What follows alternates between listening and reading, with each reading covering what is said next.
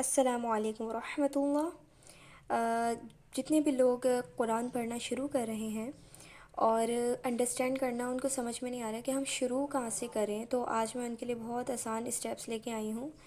کہ جب میں قرآن پڑھنا شروع کر رہی تھی تو مجھے بھی نہیں سمجھ میں آ رہا تھا، پھر میں نے جو ہے اپنے لیے اسٹیپس بنائے تو اس کے لیے پھر آسانی ہو گئی مجھے قرآن کو سمجھنے کے لیے، اس کی تجوید کو، اس کی تفسیر کو۔ تو دیکھیں، سب سے پہلے تو آپ نے یہ کرنا ہے کہ اپنے قاعدے کو، پرونانسیشن جو ہے اس کو ٹھیک کرنا ہے۔ قاعدے سے مراد آپ جو ہم بچپن میں پڑھتے تھے تو آپ نورانی قاعدے لینے، یا آپ کو جو ہے کیا کہتے ہیں نیٹ پہ اویلیبل ہوں گی، تو آپ نے مطلب ہر لفظ کی صحیح پرونانسیشن نکالنی ہے، سیکھنی ہے۔ تو اس پہ میں ایک ویڈیو انشاءاللہ بناؤں گی۔ اور اگر ہم اردو میں ہی اگر سین کی جگہ سواد بولنا شروع کر دیں تو آپ بتائیں، تو ہماری اردو میں بگاڑ پیدا نہیں ہو جائے گا؟ تو لہٰذا عربی بھی ہمیں سیکھنا، مطلب یہ حق ہے قرآن کا کہ اس کو ہر لفظ کو ٹھیک سے ادا کیا جائے۔ پھر دیکھیں اس کے بعد جو ہے آپ نے اسٹاپ سائن کے مینس سمجھنے ہیں، کیونکہ جب آپ قرآن پڑھتے ہیں تو اسٹاپ سائن کا مطلب ہے کہ آپ نے یہاں پہ رکنا ہے، آپ نے یہاں پہ نہیں رکنا، تو یہ بہت ضروری چیز ہے۔ اسٹاپ سائن کی بھی آپ میری ویڈیوز دیکھ سکتے ہیں، بہت ساری میں نے ڈالی ہیں۔ اور پھر اس کے بعد تجوید رولز پہ ہم آئیں گے۔ تجوید رولز کے بھی بہت ایزی ہیں۔ تجوید رولز، جو تھرڈ اسٹیپ ہے، تجوید رولز وہ ہوتے ہیں کہ جب یہ دو لفظ آمنے سامنے آ جائیں گے تو غنہ ہوگا، جب یہ لفظ موجود ہوگا تو اخفا میں، یعنی کہ سلائٹ جیسے نون غنہ کی آواز ہوگی، ٹھیک ہے؟ تو مطلب یہ سب رولز، ادغام، اقلاب، قلقلہ، تو یہ سارے رولز جو ہیں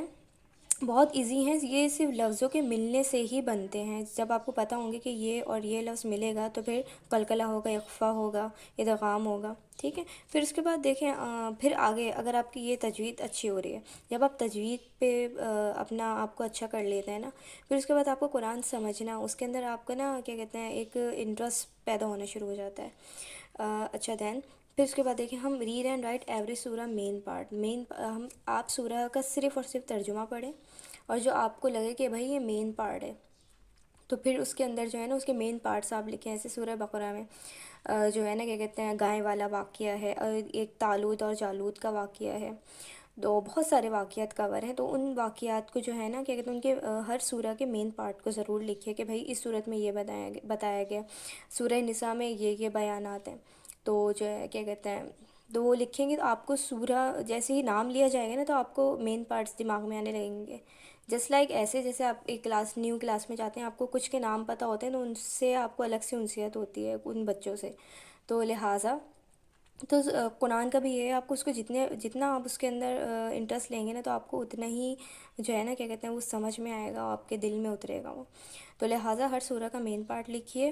پہلے صرف اور صرف ٹرانسلیشن پڑھیے، اس کے مین پارٹ لکھیے اپنے پاس۔ اچھا، ریڈ 10 آیا ایوری ڈے وتھ ٹرانسلیشن۔ پھر جب آپ یہ مین پارٹ لکھ لیں پھر آپ آئیں اپنے کیا کہتے ہیں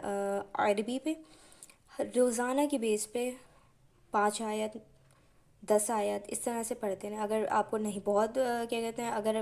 پہلے آپ 2 آیات سے شروع کریں، 2 آیات پڑھیں، ٹرانسلیشن پڑھیں، پھر 3 آیات پڑھیں، تینوں کی ٹرانسلیشن پڑھیں، تو اس طرح آپ اپنے آیات میں جو ہے اضافہ کرتے ہیں اور ایک وقت ایسا آئے گا کہ آپ پورا پارہ ختم کریں گے اور آپ کو اس کی ٹرانسلیشن، اس کے مین پارٹ، اس کی تجوید، ترتیل جو بھی ہے آپ کو سب پتہ ہوگی۔ تو مطلب یہ آپ اپنے پاس اس طرح سے ہی آپ شروع کریں، سب سے پہلے قاعدے کو اچھے کریں، اس کے بعد اسٹاپ سائن آپ اچھے کریں، اور اس پہ بہت ساری ویڈیوز موجود ہیں، نیٹ پہ موجود ہیں، اور انشاءاللہ میں بھی جو ہے کیا کہتے اور بہت ساری ویڈیوز اور ڈالوں گی تاکہ آپ کو انڈرسٹینڈ ہو کہ اسٹاپ سائن آخر ہوتے کیا ہیں، کب اسٹاپ ہونا ہوتا ہے، کب نہیں ہونا ہوتا۔ پھر تجوید رولز ہیں آپ کے، پھر ریڈ اینڈ رائٹ ایوری سورہ مین پارٹ، پھر ریڈ 10 آیا ایوری ڈے،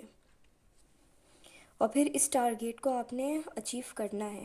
یہ آپ بات ٹھان لیں، پھر انشاءاللہ آپ کو بہت آسانیاں ہو جائیں گی۔ جزاک اللہ خیر۔